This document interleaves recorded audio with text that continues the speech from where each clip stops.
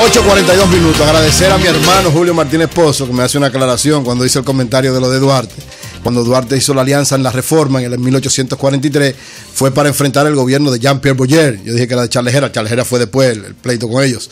Entonces, aclarada, hermano y amigo, esta precisión. Pero ese Moreno no me puede estar tranquilo. No, él está. Bueno, saludos para Julio Martínez Pozo. Nosotros estamos disfrutando de que no está aquí hoy. Eran los dos que estaban. Adelante, José Lalo. ¿Cómo? Disfrutando porque Julio no está acá. Para que Julio tiene un rol muy difícil. Exacto. La audiencia tiene que mantener la disciplina del programa. Pero lo hace muy bien. Y Eury con un los comentarios de lo hace muy bien. Eury, tus comentarios muy buenos, pero la gente extrañó los de él, ¿verdad? No. Yo todo hice, el que no está hace falta. Coge tu silla. No, yo soy siempre el que... Julio, Eury se sentó en tu silla. Claro. No, él me autorizó. Te quiere serruchar el palo. No, Julio me autorizó, me dijo, Eury. Y Antonio no está aquí. Pero oye, él me dijo, Julio y yo somos hermanos en todo. Entonces me dijo, Eury, tú te puedes sentar en mi silla, tú puedes hacer los comentarios, porque en ti yo confío como yo confío en él. Bueno, entonces miren ustedes, a propósito de ese tema. Además, yo no haré nada mal contra nadie. A propósito de ese tema haitiano, yo quiero decir algo que tiene que ver con los orígenes del PLD. Pero antes, con relación a la efeméride del Che Guevara y su muerte un día como hoy en Bolivia, también decir lo siguiente. Miren, señores, uno va evolucionando en su pensamiento. Si usted se pone en esto, a estudiar los procesos sociales, de eso es que nosotros vivimos, usted se da cuenta de muchas cosas. Nosotros celebramos la imagen del Che, como decía Eury esta mañana, es una imagen universal. El símbolo mundial de la solidaridad. El Che tiene un marketing espontáneo. José, ¿no es el símbolo mundial de la solidaridad, el Che Guevara? Bueno, su imagen es tiene un marketing espontáneo. Así nadie invierte en la imagen del Che, salvo interno en La Habana, que todo es Che. Así es. Entonces, pero en el mundo la imagen del Che es muy demandada, sobre todo por jóvenes que tienen idea de vanguardia y de liberación y de rebelión. Pero cuando usted se pone a ver los hechos históricos de una manera fría, usted tiene que concluir con que el Che Guevara también fue un tipo que buscaba la solución de los problemas por la vía de la violencia. Y una sociedad moderna, civilizada, organizada, los otros, claro, va descartando ese tipo de expresiones. La historia de los latinoamericanos, la historia de los pueblos del mundo, es la historia de la violencia. Por eso nosotros somos tan violentos. Así es. La historia de la República Dominicana, desde que empezamos a formarnos como civilización, está plagada de violencia. ¿Y qué tú querías, que Fidel vaya a elecciones? No, yo no estoy diciendo lo que pasa, yo no estoy diciendo eso. Lo que pasa es que los tiempos modernos, yo he leído más de 10 o 15 con un fusil y el Che Guevara pero en ese momento. Pero lo que yo estoy diciendo es que eso y que Fulgencio Batista, hay que organizar un proceso electoral diáfano, limpio. Pero también lo que yo quiero decir es no, pero lo que José te dice, con los tiempos modernos las cosas son diferentes y es verdad. Esa vaina de estar matándose por un pedazo de tierra es un disparate. No, pero eso es un disparate. Aquí está haciendo falta Julio, no nos estamos entendiendo, estamos hablando todos a la vez. Vamos a llegar a un pacto electoral porque pero está muy mal, muy corrupta. Pero solamente un analfabeto se mata con otro por un pedazo de tierra. Eso no tiene sentido lógico, porque tú estás peleando por algo que si te matan no lo vas a poder disfrutar. Es una locura esa vaina. Y miles de cubanos murieron en esos procesos. Al final alguien va a detener el poder y lo va a administrar, ¿entiendes? Bueno, entonces, ahí está Fidel. Cuando tú te pones a revisar la historia, sobre todo la de República Dominicana, tú te das cuenta como toda esa violencia, la violencia contra los indígenas, la violencia de la opresión haitiana, la violencia contra los bucaneros, la violencia de lo de las 50, la violencia de la restauración, la violencia de la invasión de norteamericana, la misma violencia de Trujillo, la violencia de la revolución del 65, la violencia de Balaguer de los 12 años, según Johan Galtung y su triángulo de la violencia, se refleja en el subconsciente colectivo de la gente. Y eso tiene que ver con esa conducta que nosotros tenemos. Y eso me ha hecho cambiar un poco la percepción que yo tenía del Che. Me ha hecho cambiar un poco, lo sigo respetando, pero no venerando como lo hacía, a nadie hay que venerarlo, como lo hacía antes. Solo Jesús. Entonces, con relación a los haitianos, señores, miren, yo quiero decir lo siguiente. Cuando en la época de los 90, en la Universidad Autónoma de Santo Domingo, en el 95, a mí me preguntaban mi compañero de las aulas, ¿por qué tú defiendes tanto al PLD? Yo decía, bueno, porque si el PLD se refleja en la sociedad, la disciplina que tiene en sus organismos, la sociedad tiene que cambiar.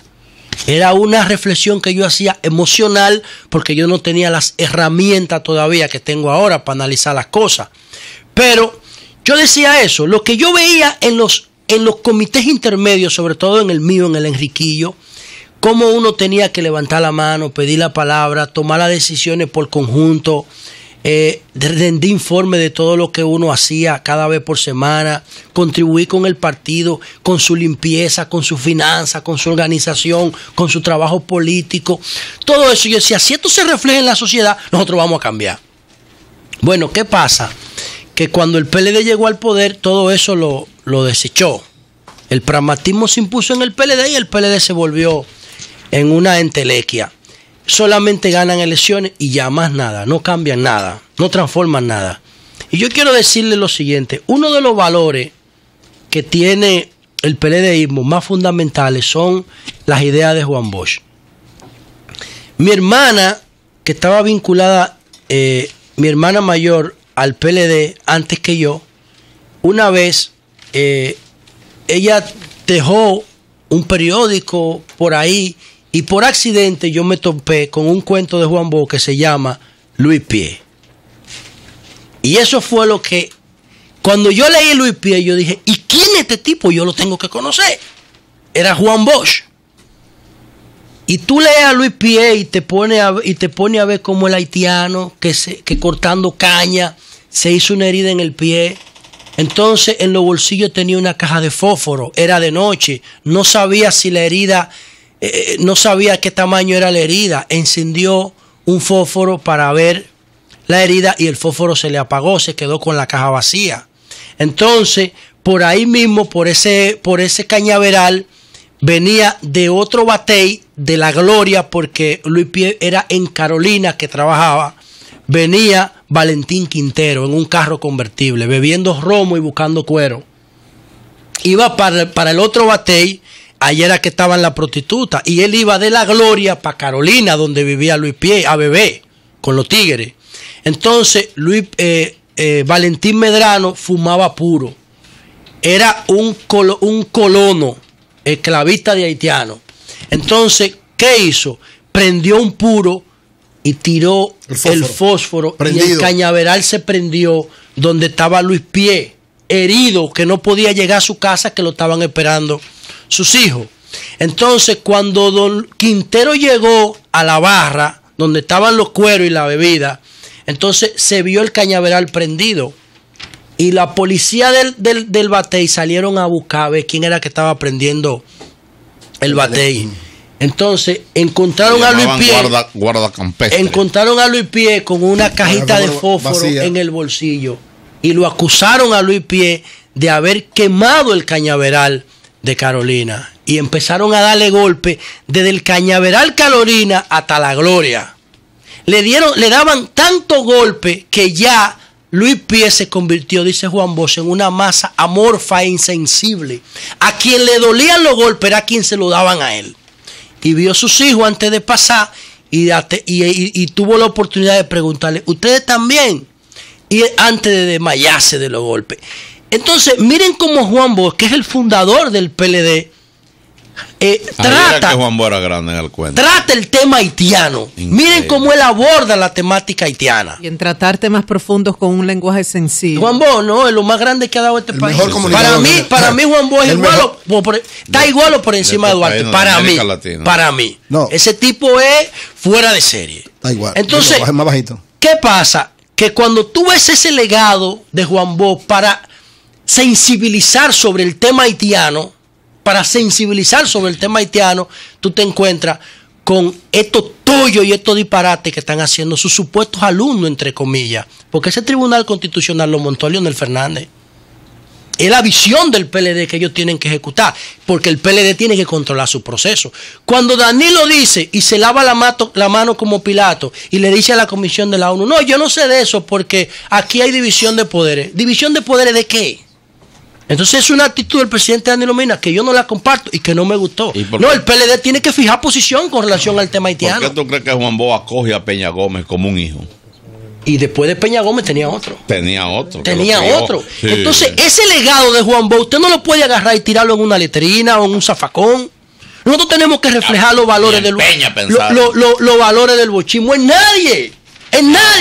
Entonces, ahora quieren venirme a decir a mí, como si yo fuera un pendejo, que el tema haitiano se resuelve con una sentencia.